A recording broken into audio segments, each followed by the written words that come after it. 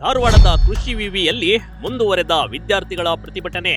ಕೃಷಿ ಇಲಾಖೆಯ ನಿಯಮ ಬಾಹಿರ ನೇಮಕಾತಿ ವಿರೋಧಿಸಿ ಹೋರಾಟ.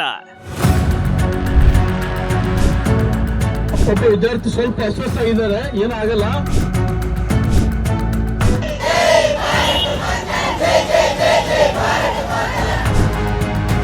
ನೀವು ಎಲ್ಲ ಗೇಟ್ಗಳನ್ನ ಕ್ಲೋಸ್ ಮಾಡಿಬಿಟ್ಟು ಯಾವುದೇ ಅಧಿಕಾರಿ ವರ್ಗದವರಿಗೆ ಬಿಟ್ಟಿರಲಿಲ್ಲ.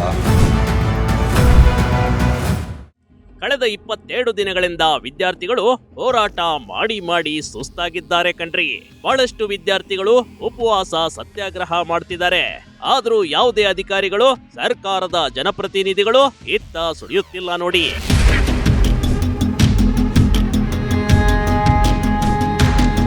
ವಿದ್ಯಾರ್ಥಿಗಳ ಹೋರಾಟಕ್ಕೆ ಬೆಲೆ ಇಲ್ವಾ ಅಂತ ವಿದ್ಯಾರ್ಥಿಗಳು ಪ್ರಶ್ನೆ ಮಾಡುವಂತಾಗಿದೆ.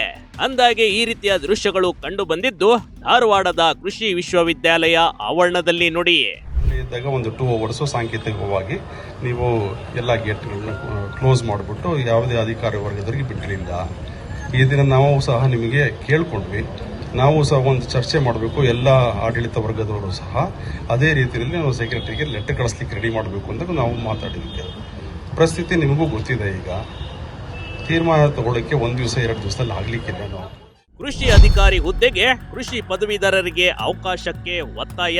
22 ದಿನಕ್ಕೆ ಕಾಲಿಟ್ಟ ಪ್ರತಿಭಟನೆ. ಕೇಳೋರಿಲ್ಲ, ನೋಡೋರಿಲ್ಲ. ರಾಜಕೀಯ ಮಾಡೋದಾದ್ರೆ ತಮ್ಮ ಬೇಳೆ ಬೇಯಿಸಿಕೊಳ್ಳಲು ಸಾಕಷ್ಟು ಜನರು ಬಂದ್ಬಿಡ್ತಾರೆ. ಆದ್ರೆ ವಿದ್ಯಾರ್ಥಿಗಳು ಕೃಷಿ ಅಧಿಕಾರಿ ಹುದ್ದೆಗಳಿಗೆ ಕೃಷಿ ವಿವಿ ಪದವೀಧರರಿಗೆ ಮಾತ್ರ ಅವಕಾಶ ನೀಡಬೇಕೆಂದು ಒತ್ತಾಯಿಸಿ ಹೋರಾಟ ಮಾಡ್ತಿದ್ದಾರೆ. ಧಾರವಾಡದ ಕೃಷಿ ವಿದ್ಯಾಲಯದ ವಿದ್ಯಾರ್ಥಿಗಳು ನಡೆಸುತ್ತಿರುವ ಪ್ರತಿಭಟನೆ 22ನೇ ದಿನಕ್ಕೆ ಕಾಲಿಟ್ಟಿದೆ ನೋಡಿ. ಪ್ರತಿಭಟನೆಯ ತೀವ್ರಗೊಂಡು ವಿದ್ಯಾರ್ಥಿಗಳು ಉಪವಾಸ ಸತ್ಯಾಗ್ರಹವನ್ನ ಆರಂಭಿಸಿದ್ದಾರೆ.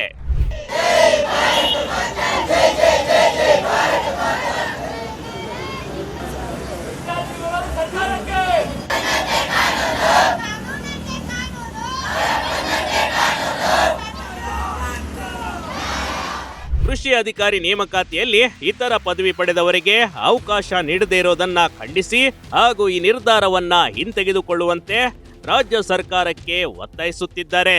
ವಿದ್ಯಾರ್ಥಿಗಳು ವಿವಿ ಪ್ರವೇಶ ದ್ವಾರ ಹಾಗೂ ಆಡಳಿತ ಭವನದ ಮುಂದೆ ನಿರಂತರ ಧರಣಿ ನಡೆಸುತ್ತಿದ್ದಾರೆ. ಆರಂಭದಲ್ಲಿ ಪ್ರತಿಭಟನಾ ಧರಣಿಗೆ ಸೀಮಿತವಾಗಿದ್ದ ಹೋರಾಟ ಈಗ ಉಪವಾಸ ಸತ್ಯಾಗ್ರಹದ ಮಟ್ಟಕ್ಕೆ ಬಂದು ತಲುಪಿದೆ.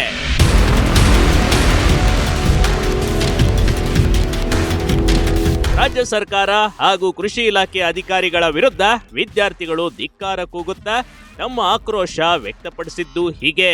ಉಪವಾಸ ಸತ್ಯಾಗ್ರಹದಲ್ಲಿ ಭಾಗವಹಿಸಿದ್ದ ಒಬ್ಬ ವಿದ್ಯಾರ್ಥಿನಿ ಬೆಳಿಗ್ಗೆ ಉಪಹಾರ ಸೇವಿಸದೆ ಅಸ್ವಸ್ಥರಾಗಿದ್ರು. ವೈದ್ಯರು ಅವರ ಆರೋಗ್ಯ ಪರೀಕ್ಷೆ ನಡೆಸಿ ಪ್ರಾಥಮಿಕ ಚಿಕಿತ್ಸೆ ನೀಡುತ್ತಿದ್ದಾರೆ. ಒಬ್ಬ ವಿದ್ಯಾರ್ಥಿ ಸ್ವಲ್ಪ ಅಸ್ವಸ್ಥ ಆಗಿದ್ದಾರೆ, ಏನಾಗಲ್ಲ. ದಯವಿಟ್ಟು ಕೋಆಪರೇಟ್ ಮಾಡ್ರಿ. ದಯವಿಟ್ಟು ವಿದ್ಯಾರ್ಥಿಗಳು ತಾಳ್ಮೆ ಇರಬೇಕಾದ ವಿನಂತಿ. ವಿದ್ಯಾರ್ಥಿಗಳು ಕೃಷಿ ಅಧಿಕಾರಿ ನೇಮಕಾತಿಯಲ್ಲಿ ಕೃಷಿ ವಿವಿ ಪದವೀಧರರಿಗೆ ಮಾತ್ರ ಅವಕಾಶ ನೀಡಬೇಕು, ಇಲ್ಲದಿದ್ದರೆ ನಮ್ಮ ಹೋರಾಟವನ್ನ ತೀವ್ರಗೊಳಿಸುತ್ತೇವೆ ಎಂದು ಎಚ್ಚರಿಕೆ ನೀಡಿದ್ದಾರೆ. 22 ದಿನಗಳಿಂದ ನಡೆಯುತ್ತಿರುವ ಪ್ರತಿಭಟನೆಗೆ ಸರ್ಕಾರ ಇನ್ನೂ ಸ್ಪಂದಿಸದೇ ಇರೋದು ವಿದ್ಯಾರ್ಥಿಗಳ ಅಸಮಾಧಾನಕ್ಕೆ ಕಾರಣವಾಗಿದೆ ನೋಡಿ. ಇನ್ನು ಕ್ರಮ ಆಗ್ತಿಲ್ಲ. ನೀವು ತಾಳ್ಮೆಯಿಂದ ಕೂತ್ಕೊಳ್ಳಿ, ನಾವು ಮನೆಗೆ ಕೊಡ್ತೀವಿ ಅಂತ ಹೊರತು ಫಿಸಿಕಲ್ ಆಗಿ ಹೋಗಿ ಮಾತಾಡುವಂತ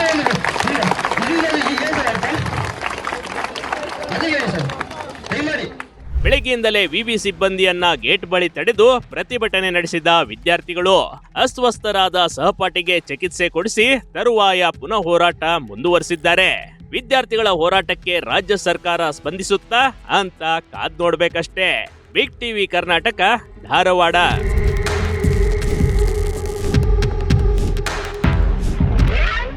ಬಿಗ್ ಟಿವಿ ಕರ್ನಾಟಕ ಯೂಟ್ಯೂಬ್ ಚಾನೆಲ್ಗೆ ಈಗಲೇ ಸಬ್ಸ್ಕ್ರೈಬ್ ಮಾಡಿ. ಧನ್ಯವಾದಗಳು.